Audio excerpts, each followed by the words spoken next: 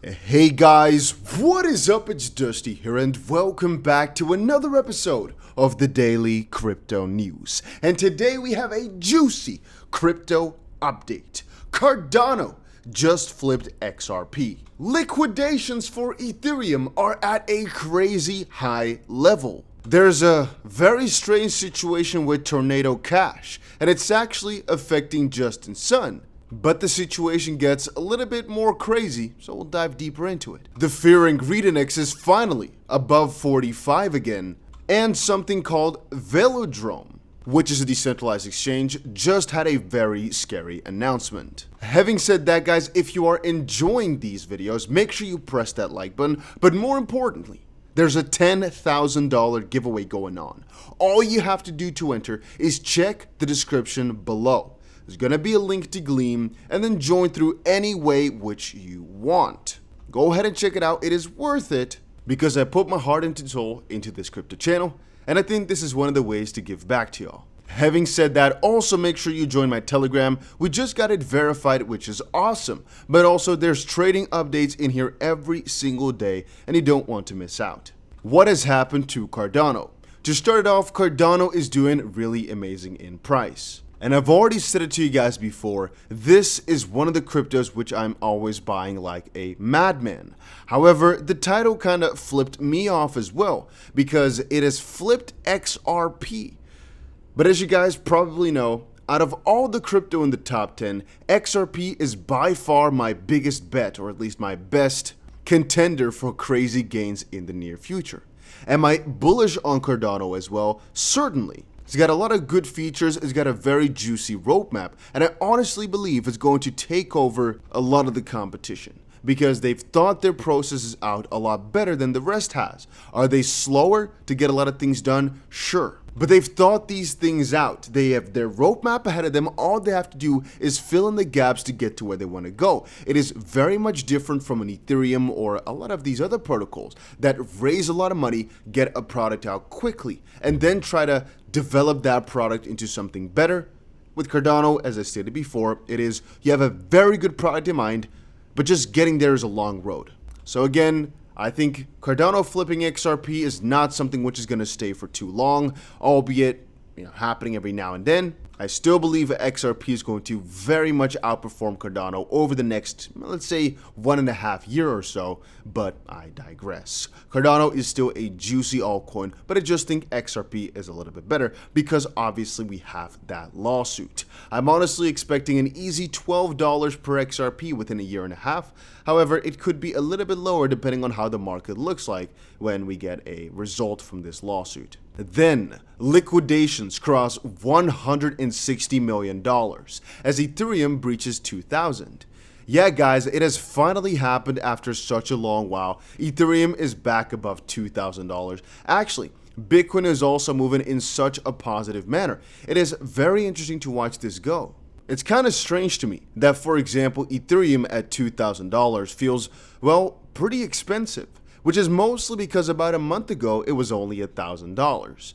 From another perspective, it feels kind of cheap for where I think it's headed. Now, obviously, you got to understand that this is all happening because of the merge, and almost at any single one of these price points which has hit over the last couple of weeks, people were shorting like crazy, expecting Ethereum to take the fall because the merge is still pretty far away.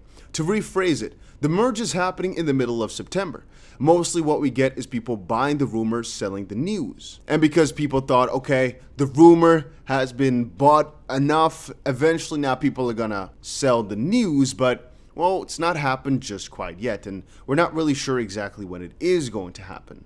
Now, $160 million in liquidations is a significant amount, but it is not groundbreaking just quite yet, and well, maybe a lot of people have a huge bag of Ethereum, which would generally speaking increase if the price goes up, and then have a short to kind of hedge it out a little bit, to potentially make a little extra amount of ETH if indeed the Ethereum price drops. It's to kind of weigh out your portfolio. A lot of people do that actually. Having said that, here's the very interesting situation with Tron.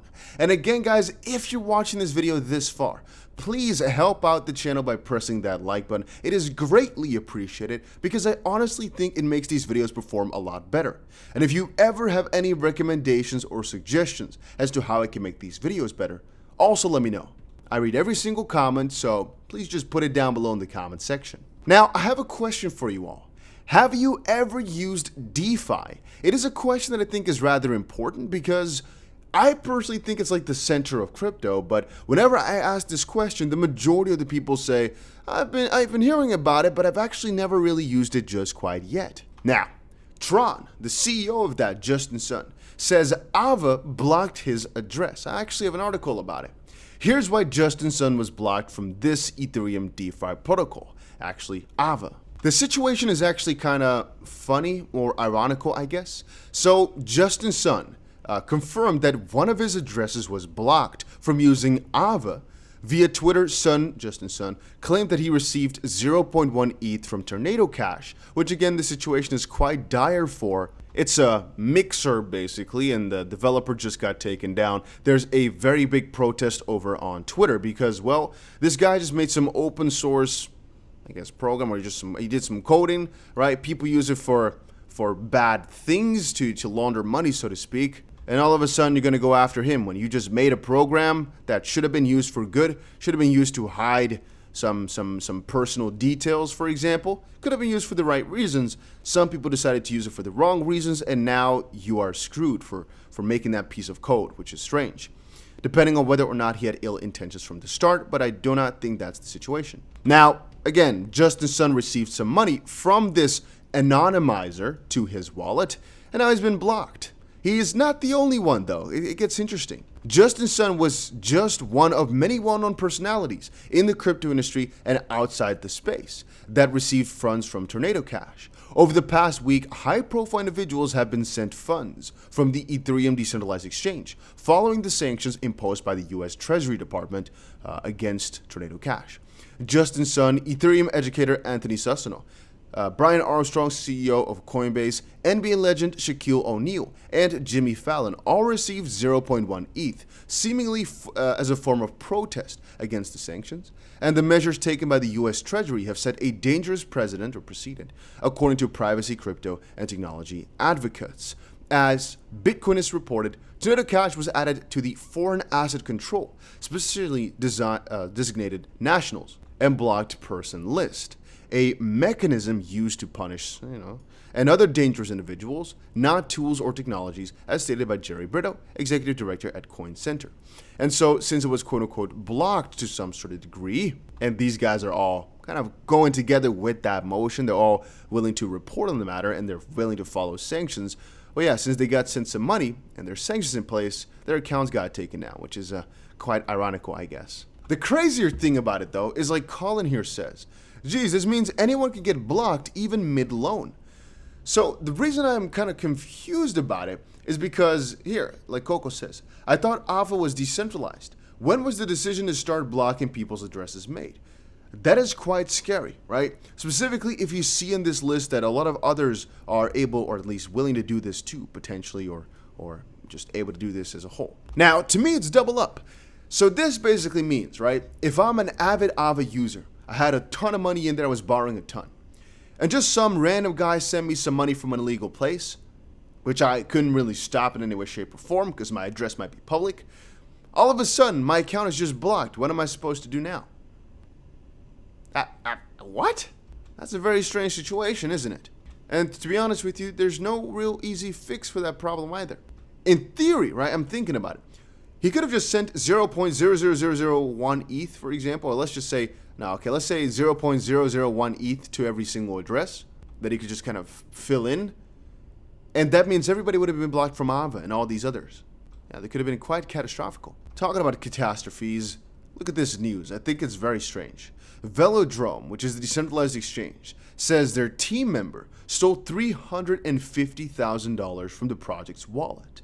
Velodrome announced Saturday that a former team member, now former, well-followed crypto sleuth Gabagool.eth stole funds from the project. The DEX saw $350,000 stolen from its wallet earlier in August, which I think is very strange. Now, apparently the anonymous coder Gabagool, I like the name, known for his Twitter handle gabagool.eth, was responsible for the theft following an investigation. Velodrome reported in August a breach of one of its team's wallets and stated that the attacker had drained $350,000 from the project. Now, Gabagool has built a following, being among a top group of on-chain sleuths regularly exposing fraudulent activities by nefarious actors in the DeFi space. And so I'm always suspicious when I see this type of news, as there might be some underlying fact that, for example, Gabagool wanted to expose these guys, and in revenge they said no, he stole from us. I'm always a little bit in the middle in situations like this. However, it's not impossible that even the person who's always going after the scams is actually a scammer himself, for example. It is definitely possible and feasible, so I'm not excluding anything. Just letting you guys in on the situation for today. And yeah, regarding the fear and greed index, things are finally looking good again. People have started to, I guess, get their groove back, huh? We've actually broken a little record for, yeah, I guess, let's see here. When was the last time we saw this level of 46? The last time we saw that level was all the way on April 6th is the last time that we saw that. So a little while ago. Things are finally looking on the up and up and up again. And again, guys, the S&P is also doing rather amazing. So things are looking good. Things are looking good. Yeah, that was it for today's video, guys. Hopefully you all enjoyed it. If you did, make sure you press the like button and subscribe to the channel. And I'll see you guys again in another crypto video later today. Adios, amigos.